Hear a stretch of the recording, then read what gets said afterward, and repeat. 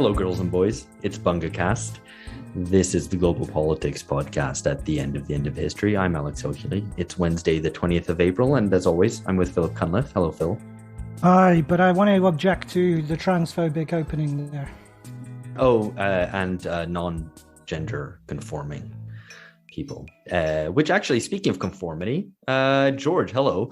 You have recently contributed not an episode, but a chapter to a new edited collection about conformity, it seems. Hi, George. Which is funny because you are actually the most conformist of the three of us.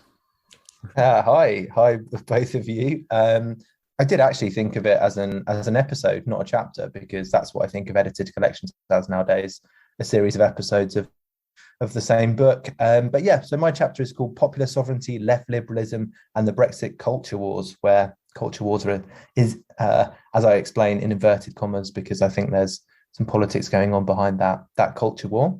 And yeah, in this chapter, which listeners can read if they are interested, I argue that, yeah, Lexit is a good example of a conformist rebellion. And I will just leave that hanging there. If you think that's an interesting argument, pick up the book, or an interesting proposition, pick up the book and have a read.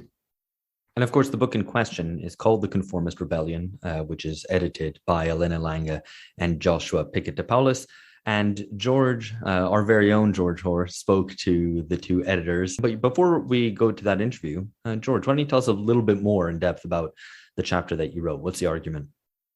Yeah, so my chapter, Popular Sovereignty, Left Liberalism and the Brexit Culture Wars is the title. And the basic idea is that Brexit appeared to be a protracted culture war, in the sense that this is the way that many of the actors in British politics wanted to style it, wanted to basically essentially delegitimize working class Leave voters. And yeah, and my argument is that this is a good example of the political function of the left, the British left, in performing a conformist, in giving some kind of conformist rebellion that looks or appears to critique the status quo, while in fact providing one of the most significant ideological defences of it. So the basic idea of the chapter is that Lexit is a conformist rebellion in the sense that it's this classic three-stage ideological manoeuvre. It looks like you've thought seriously about and know the problems with something, but still the practical result is to channel people into a position which supports that thing. So it appears to be a rebellion, but in fact it reinforces conformity. And that Lexit position is something which has been attributed perhaps to some people on this podcast, but is in fact diametrically opposed to a Marxist position on Brexit. So hopefully this can irritate, frustrate, engage some listeners if they do pick up this collection. I think it's an important one. Not the chapter that is, but the collection. So yeah, I was very pleased to contribute a chapter to it. I'm surprised. Why Lexit? I mean, I thought Lexiters were people who wanted to leave the EU, but because it's neoliberal, not that they were Remainers. Wow, have a look at the chapter. It will blow your mind, mate. I mean, honestly, because that is the appearance. But in fact, the reality is that they say, well, no, the balance of forces, or whatever term they might use, are such that, yes, we would like to leave the EU, but actually we have to prevent a bad Tory Brexit or any of these kind of economic catastrophes. Actually, what's the practical conclusion of Lexit?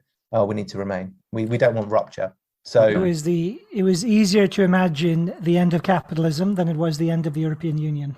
Right. So the capitalist realism of Mark Fisher, I think everybody says, oh, now it's overturned, but I think it was actually first overturned in the 2016 to 2019 Brexit battles in British politics, because it was there that it was very clear that the British left thought that they could have socialism in the Europe, but they preferred socialism in the European Union, which is impossible, to the idea of leaving the European Union.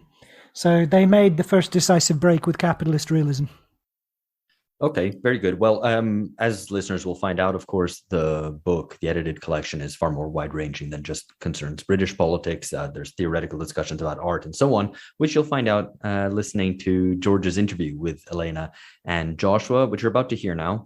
And then we'll be back for an after party. Of course, if you want the whole of the interview and our after party, where we'll have plenty actually to discuss of the issues raised in the interview, you'll have to sign up. It's at patreon.com/bungacast. We hope to see you there. Catch you in a bit.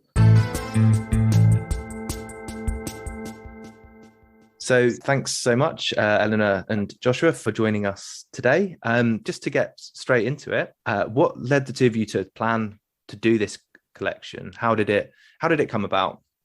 Yeah, so I tried to aim for a short answer, but to really understand where the collection is coming from, I think I have to digress a little bit and go back to the time when I was associated with a big British Marxist academic journal, and that is Historical Materialism. I was an author of several pieces on Marx value theory. I was a peer reviewer for them. I was an author of the book series for the book that came out last year.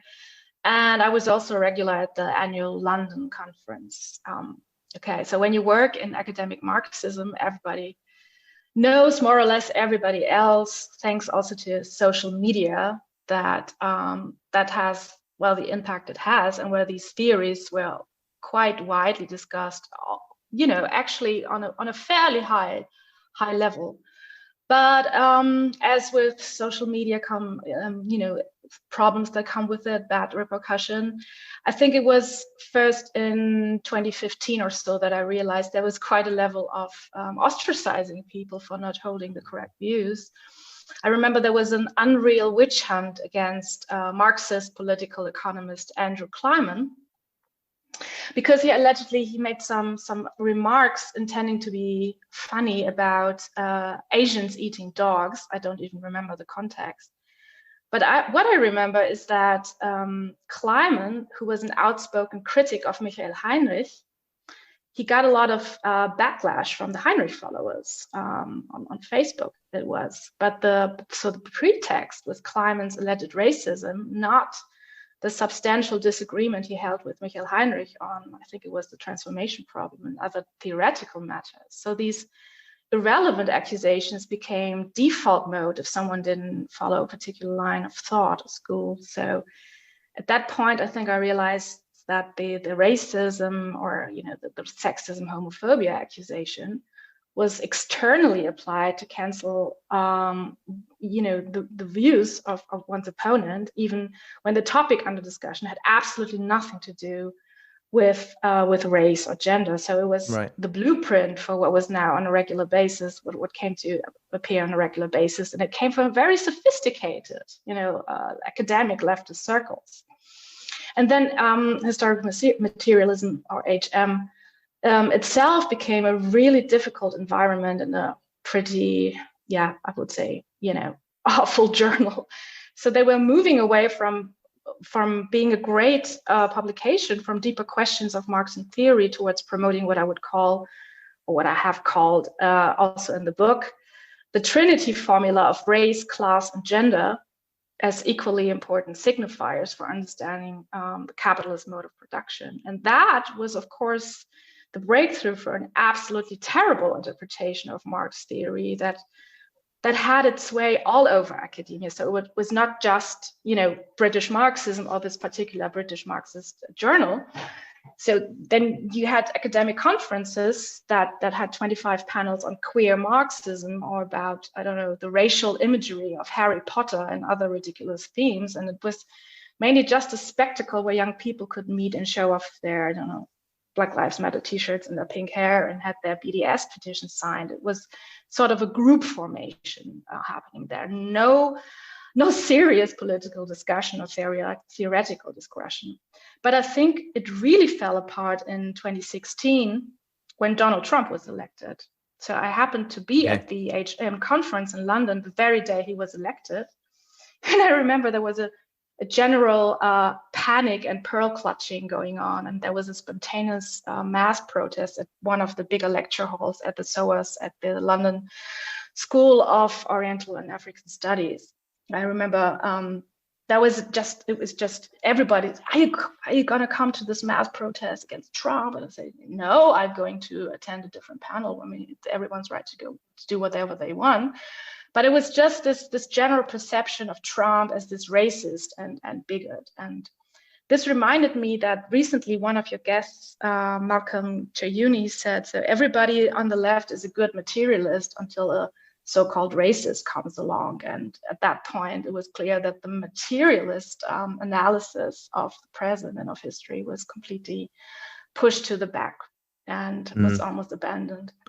And around the same time, just to close this off, there was a specifically regressive theoretical stream that became all the rage in these circles, and that was social reproduction theory, feminism, which, so these social reproduction theory feminists, they try to move the side of exploitation away from the process of production towards women performing unpaid household tasks. And it was also completely ignorant of Marx theory. And I was quite invested in writing a big critique of this stream. And so while I was still working on my book on Marx and Uno Koso, I wanted to launch a book project that looks at how social reproduction feminism has co-opted all discussions about Marx value theory and pushed into a very hegemonic neoliberal direction. And then through this interest in social reproduction theory feminism, I met Joshua, who was also interested in dissecting SRT feminism. But then through the course of our talks, we realized that the poor theoretizations of Marx theory were not limited to SRT feminism alone, but that there was a deeper problem with the left. There were so moralizations and flawed epistemologies around gender and race and its conflation with class. That was, I think, the main problem that we saw with the left. And then we decided to gather a group of like-minded people around us who would defend Marx against the left, and they agreed to contribute. And that was how this volume came about. Great. So some of the limitations of historical materialism journal, and right back to 2016. Joshua, how about you? Is this a similar? I would imagine there's some personal differences, but a similar story. I think it's complementary. Maybe it comes from a different direction, but it kind of ends at a similar point. I was involved for quite a few years, more or less the Obama years, in these militant political projects, which were, we were nominally Leninist. We saw an interest in organizing the working class, outside of the NGOs, outside of the union bureaucracies. And, we attempted to theorize this at a relatively high level. We studied, Capital, we studied Lenin, we studied the Comintern proceedings and all that kind of stuff. But one of the obstacles we encountered, and we consistently encountered among those we tried to build relationships with, was this more or less unquestioned hegemony of this kind of, postmodern activist ideology of anti-oppression, anti-racism, feminism, queer theory, and so on. And also people who nominally claim this Leninist heritage, trying to assimilate this postmodern particularism to the classical Marxist critiques of the national question or the woman question. When in reality, these are fundamentally different things. They have different methodologies, and they're carried out from a different perspective and in service of a different strategy. But even among the small minority of people today who would claim to be Leninists, that distinction and its true extent and complexity has largely been lost. And that was one thing that I observed actually, stood in the way of us even succeeding practically, because it obscured, the centrality of the wage relation and of the site of production of surplus value as a basis for the constitution of any possible, antagonistic political subject. And it led to increasing infatuation with, these social movements, which are essentially just these astroturf middle class structures that do not relate to the concerns of the average person who, has to earn a wage and doesn't have surplus capital. So basically, on the grounds of seeing that, I think this is where we really came to converge, maybe one from a more academic, one from a more activist perspective, to see how, even these parts of the left that claim to be revolutionary have actually forgotten what it means to be revolutionary in a capitalist society. Nice. So a kind of a unity of theory and praxis, maybe. I think that background's really useful, because obviously the collection has a pretty wide remit and pretty ambitious, I guess, aims. But why, don't want to put words in either of your mouths. Why do you think the collection is important? What are you hoping to achieve with this? Well, I think if I can just start out on this one, I mean, what I would say, and I think this ties in with what you were telling us at the beginning of this interview, is actually the perspectives contained in this collection, or at least from my perspective, that they're incredibly diverse. They don't actually all converge. But the one point that they do share is an understanding that, precisely because of the historic defeat of the working class movement that we've experienced over the past 40 or so years, we are living in this period of unprecedented conformism, where essentially you get to choose between a hegemonic left liberal technocracy and reactionary nationalist ideology. And both of these things fundamentally, they just serve the dictates of the same big capitalist interests. And then you have this ghettoized so-called radical left, which is essentially just a loyal opposition to the technocracy. So, I mean, actually, the title of the collection is something that I should probably have started off by asking you about. But is that what when you talk about the Conformist Rebellion, is that where this title comes in? This kind of exactly, I would say it's like essentially this radical left, which claims to be a rebellion and even considers itself, like I was saying, revolutionary, actually just mirrors and in many ways accelerates actually the most authoritarian aspects of capitalist restructuring, is mediated through this hegemonic left liberal ideology that you see in institutions like the EU or the US Democratic Party and so on. Yeah, I totally agree. So I couldn't put it more succinctly, but so this is not, there are a lot of critiques of the left already existing on the market, and lots of critiques of, left liberalism from people, fighting against woke racism, or the transgender identity wars and so on. You have pretty good critiques of these tendencies from Adolf Reed Jr., Non-Side, from Kathleen Stock, Helen Joyce, Abigail Shriver on the transgender wars. But none of these critiques, if you would frame them as critiques of the left, none of these critiques are Marxist critiques of the left. So that's what makes this collection really really unique. And so because people were confused at the beginning when I put this collection together, they said, well, Marxist is the main figure of the left, okay? And then the question, of course, evolved. How could you possibly make a critique of the left from a Marxist perspective? Wouldn't that be a category mistake? But as Joshua just explained, the left is no longer in the Marxist tradition, and it hasn't been for a while. So it's a completely different tradition that the left is a part of. It's a continuity of neoliberal restructuring from the 70s, and theoretically it goes further back to the birth of postmodernist ideology. So Marxism is a counter movement, a counter theory to that. Right. So I guess this sort of raises the question then, because the collection is obviously framed as you said, a set of Marxist critiques of the left. But what do you mean? What do the contributors mean by quote unquote the left? This term, which seems to be thrown around probably more frequently than previously as an insult these days. So yeah, what do you actually mean by the left? Yeah, it's just in our circles that this is framed as an insult. Once we get out of our bubbles, we realize it's a compliment for a lot of people. So I can't speak for Joshua, but what I mean by the left is the ruling class. Very simply, if identity politics and eco-socialism, so-called eco-socialism, hasn't made that clear in one way or another in the last decade or so, then COVID and the reaction to the coronavirus certainly has.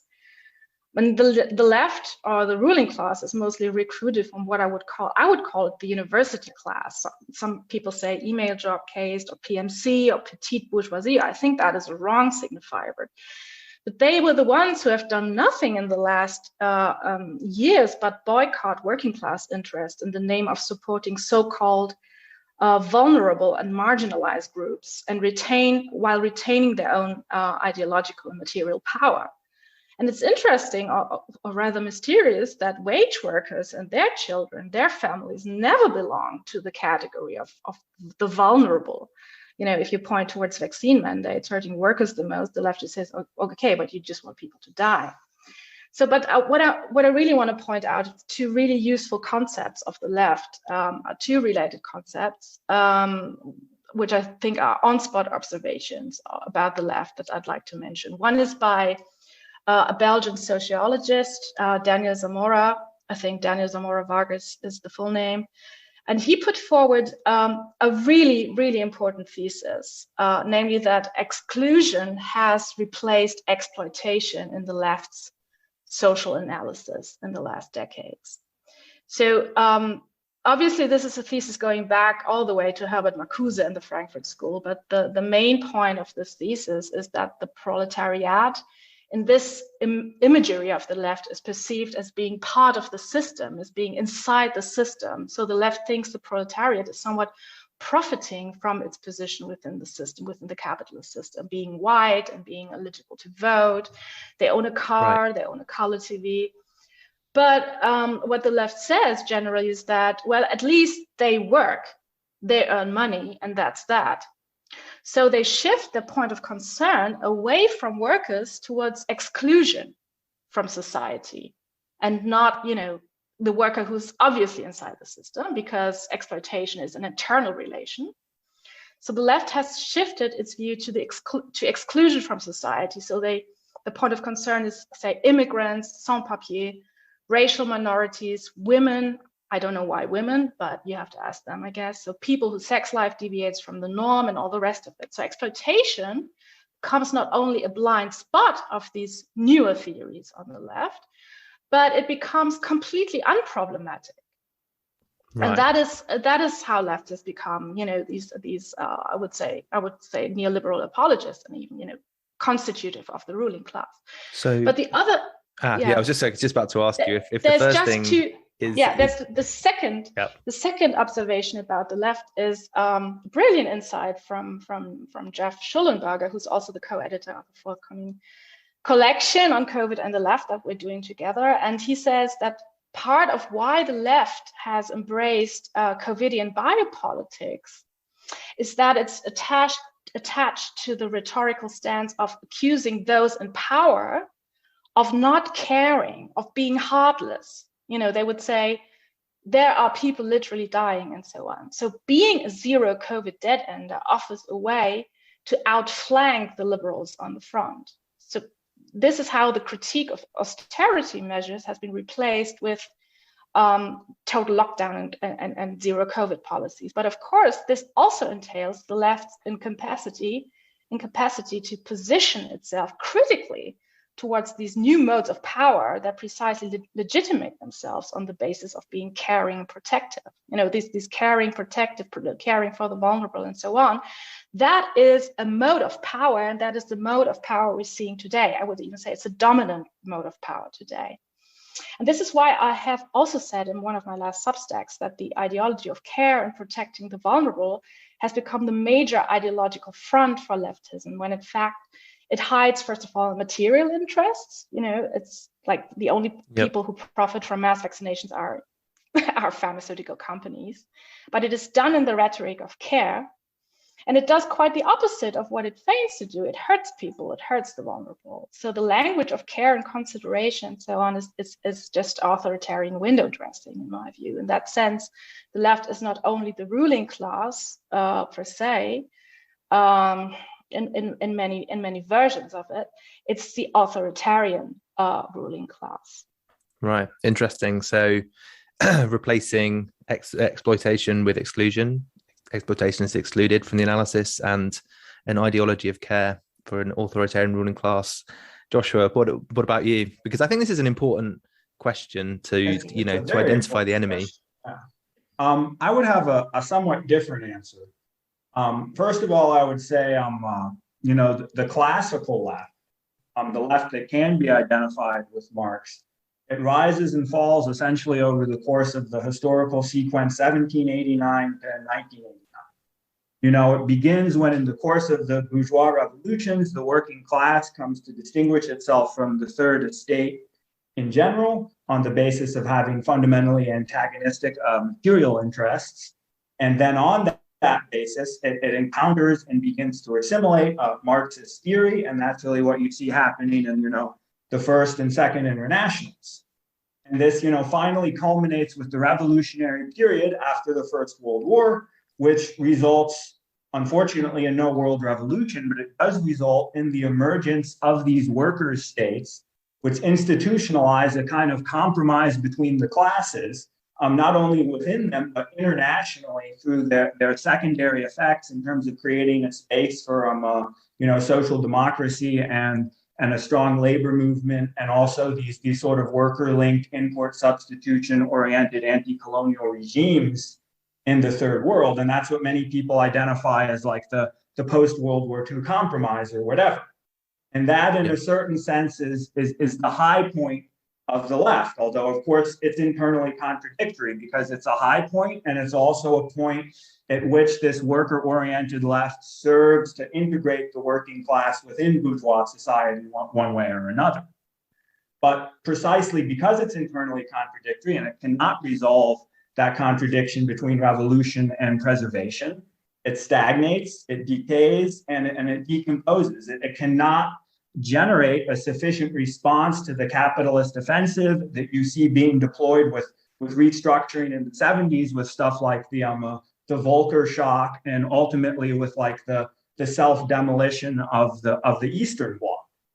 And I would say after that point, the material basis for that Marxist left has been destroyed by a capitalist offensive. And what we are seeing now, and what is identified now for the most part as the left, with a few exceptions, is actually the appropriation of this legacy in the interests of precisely the ruling class faction that Elena was talking about. And they actually have nothing to do, they have no association, direct or indirect, with any kind of working class struggle, and they're simply one of the forms of ideological mediation through which monopoly capital imposes its hegemony on society as a whole.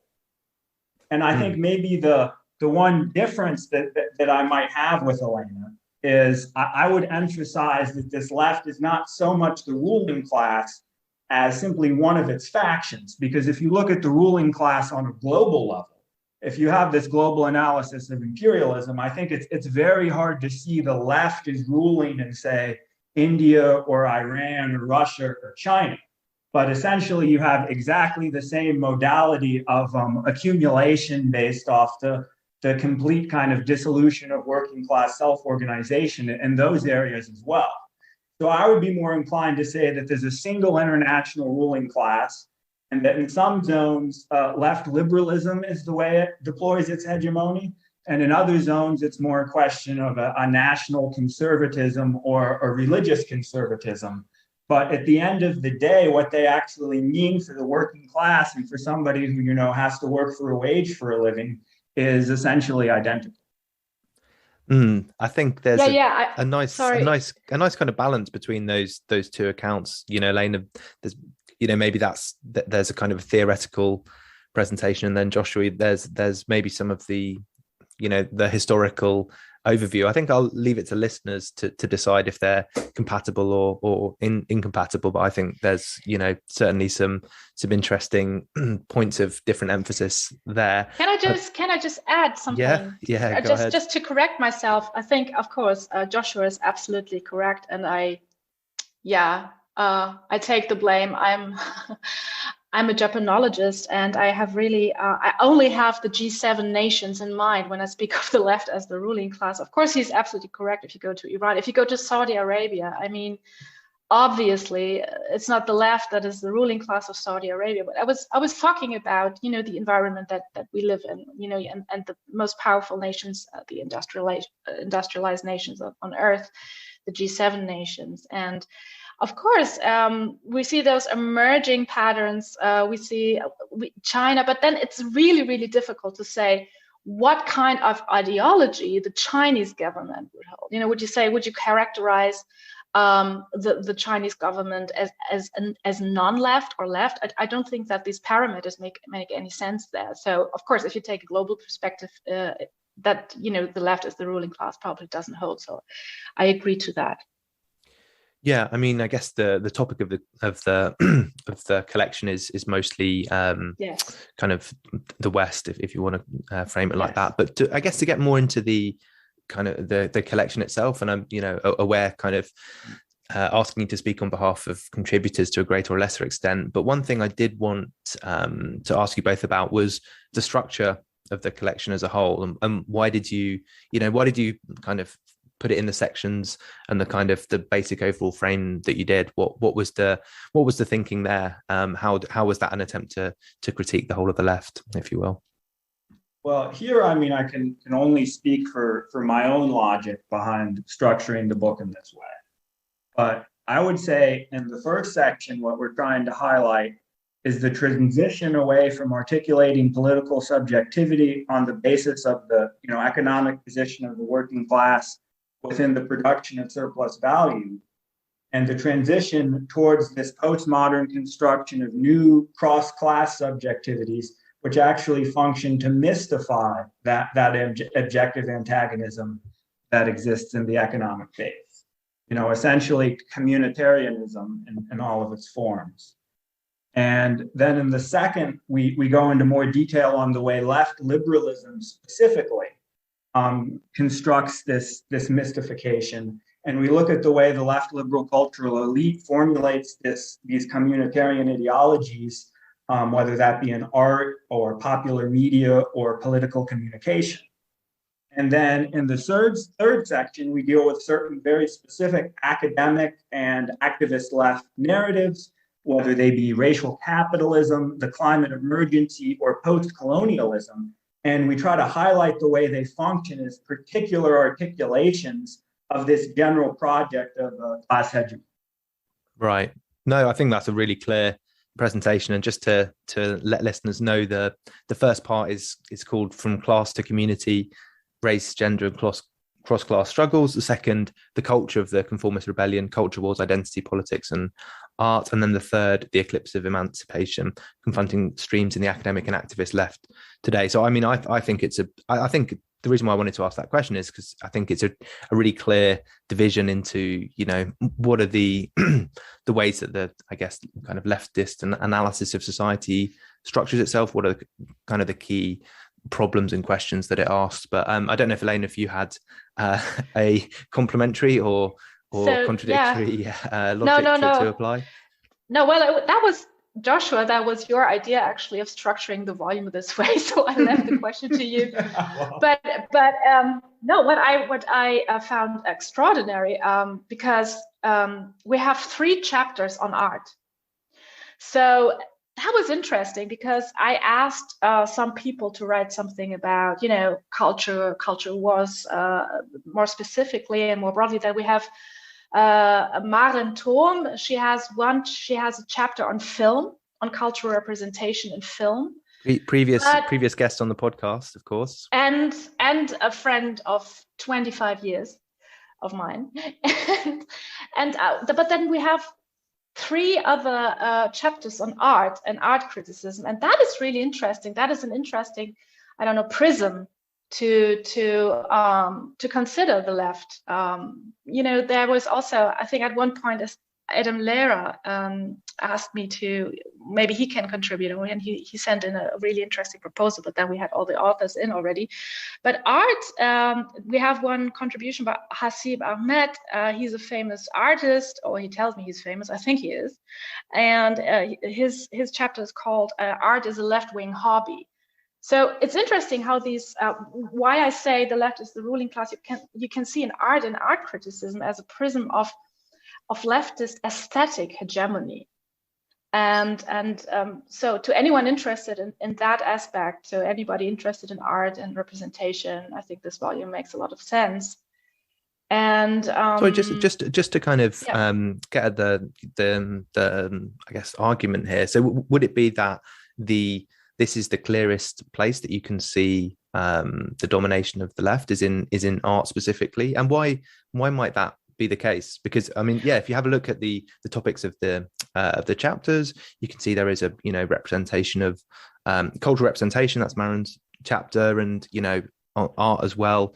But is this the vanguard of the left? What do you think explains the preponderance of chapters on art? No, it's not. It's not the preponderance of the left, but it's as I said, it's a prism in which you can more clearly see also who has access to art, right? And who goes to art exhibitions, and who hegemonizes art discussions that are I think led in very, very tiny circles of elaborate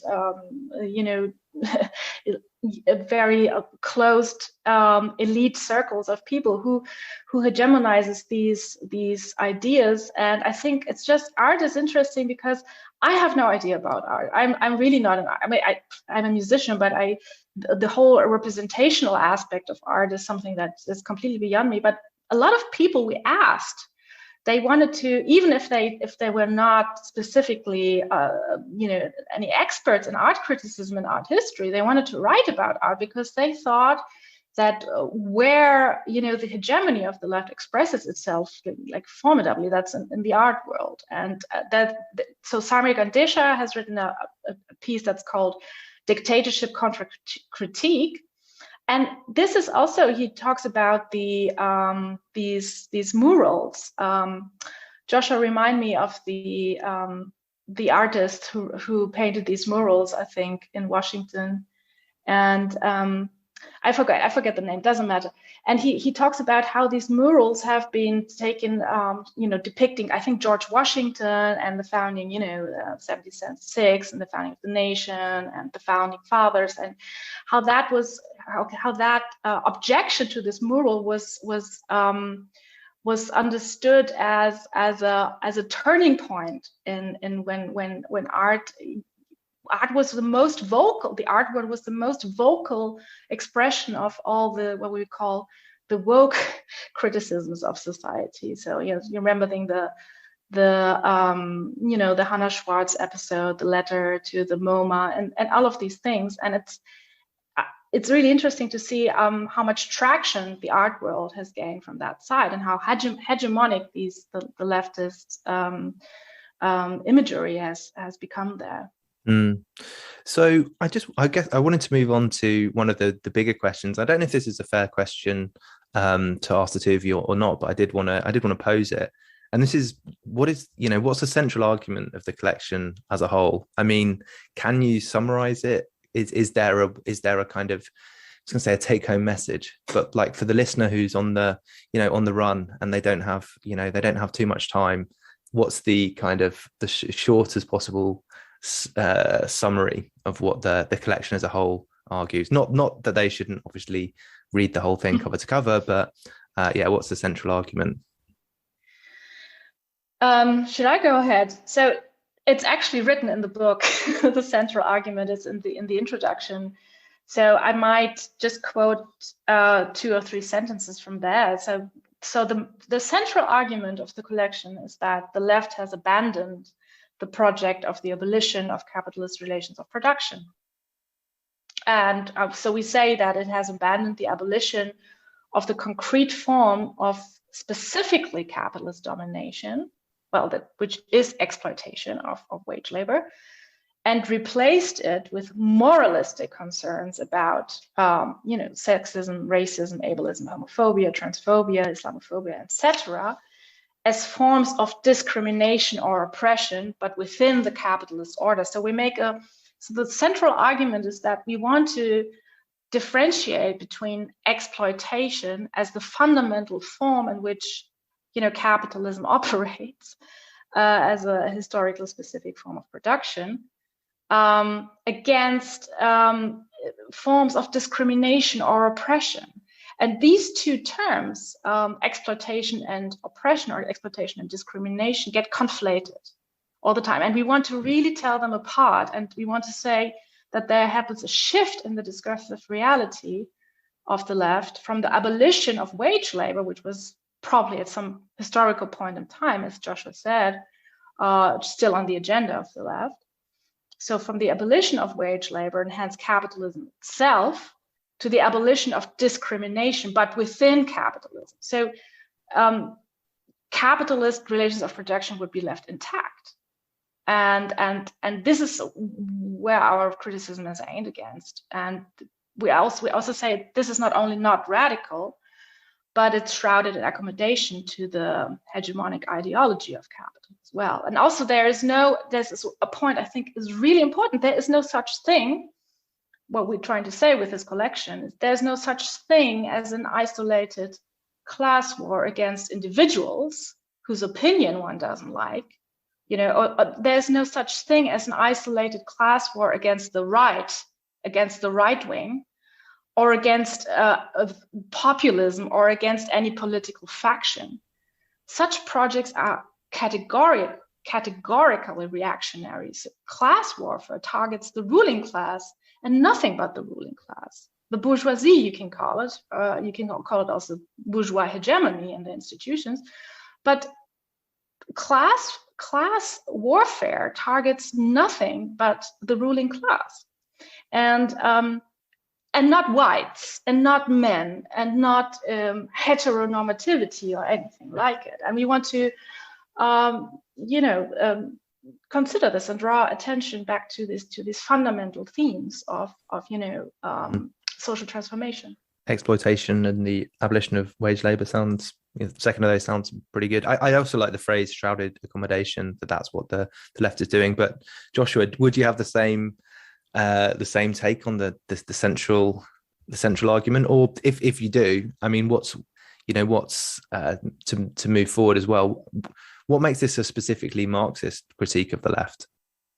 You're asking me that question. I mean, I would say, kind of building on what I've said in response to the previous questions, you have to divide that question in two, because on the one hand, there was the classical Marxist left, which both had a program of the abolition of bourgeois society and also functioned as a way the working class was integrated within that same society on the basis of the gains and concessions it was able to win through its struggle.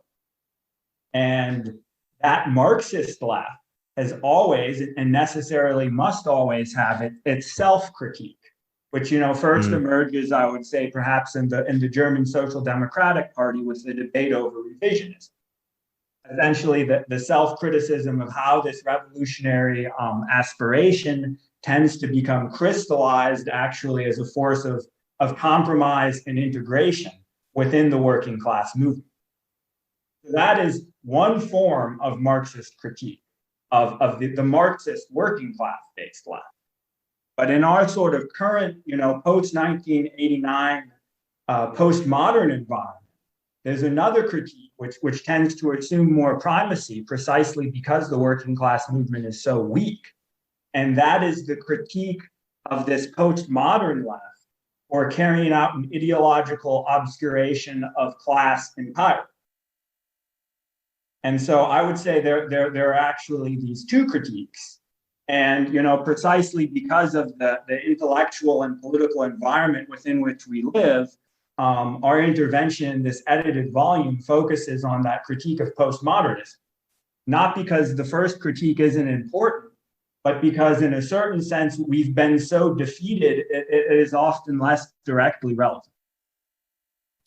Yeah, I mean, I guess as you were saying that, I was thinking, the chapter that I did in the collection, what makes that a specifically Marxist critique of the left? And it's obviously not attached to a Marxist political party. It doesn't have that direct kind of practical, immediate political application, or at least I don't really think my chapter does. But I mean, that's, you know, as you were saying, that's the, you know, that's the situation, the historical period that we're in. So I think it's, you know, it's a question both of the political aims perhaps and some of the tools being used. But I also did want to ask about the two of you again, and I hope this sort of follows on from that last question. If you think there's any points that readers will be surprised to find in the collection, I mean, if not, or to come at this from another angle, did either of you sort of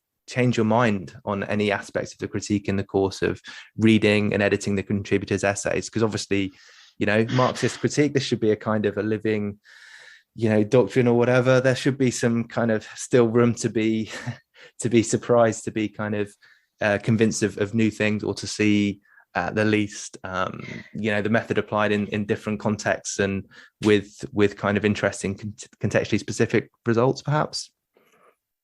So I was surprised to learn. We have this text. It's the opening chapter by Todd Cronin. It's called Anti-Discrimination and the End of Marxism: The Roots of Contemporary Politics and Cold War Theory and Culture. And it's interesting because it's I would say, an on-spot critique of the Frankfurt School, among other schools of thought. And it's, to me, it's interesting because I have been studying Adorno for such a long time, and I've been an avid reader, and so my daughter's second name is Theodora. And anyway, I've been quite a bit of an Adornian throughout my academic career, and so when I read Todd's critique of the Frankfurt School, which is basically that they were the ones actively pushing for this identitarian and approach, you know, Jewish identity politics in that case, against class politics. And so, because the German discussion about you know, the Frankfurt School is very different. It's very different. There was a book about Adorno's political economy, and all these HM Marxists, they're trying to tell me that Adorno and the Frankfurt School were a stout Marxist. And that was the first time when I read his essay, was the first time I realized, okay, they are not Marxists at all. You know, they are not that much interested in abolishing, you know, and focusing on class and capitalist relations of production. And so that was, in this clarity, it hasn't been presented to me, that argument, because of this other infiltration of Frankfurt School with radical Marxism in my past. Joshua, anything that's kind of you know, in the process of kind of editing, you know, commissioning the essays, all that sort of thing, anything which kind of jumps out to you as a, you know, something which it made you see something in a different way, or anything like that? Well, I think something that jumped out to me that I was already aware of to some extent, and it ties in with what I was saying about the death of this classical left, is that I think we've now reached a point where, because the working class movement has been weak for so long, so much of what was the common currency of debate when Marxism was a mass movement about, like, the practice of politics and political strategy, you know, political thought properly so called, is completely beyond the horizon of discourse, even of the most progressive intellectuals. And in a sense, it's dead to us. And insofar as it can be developed, and I think it's an absolute necessity that it be developed, it really has to be developed, I would say, you know, completely outside of academia, and in unity with these efforts of worker organizing, you know, in much the same way that Marxism originally developed in the 19th century. Because, you know, near the end of the 19th century, you know, it's something that stuck in my mind. You know, Plekhanov, one of the founders of Russian Marxism, he was like, you know, there are basically no Marxists in the university. And, you know, that was not necessarily a bad thing. And actually, as much as many people would claim otherwise, it's probably even more true than it was then, now. Yeah, I mean, I guess this was sort of what I was maybe in a very cat-handed way driving at with the question is like, if the I guess the quality or the insight or the power of Marxist critique comes, from its relationship with political movements, and there aren't any of those, then what will that mean for the for the scholarship? I mean, this is kind of one of the classic descriptions of Western Marxism is, after the defeat of, or the failure to internationalize the revolution in Russia, all of the Western Marxists turned to kind of aesthetics and philosophy and away from thinking about political practice. So I guess that's something which maybe listeners can reflect on when reading the collection is, what sort of Marxism is possible in the current historical period. Okay, listeners, this is the end of the free interview. If you want to hear the rest of it, as well as our after party where we unpick the issues raised in the interview, that's all over at patreon.com/bungacast.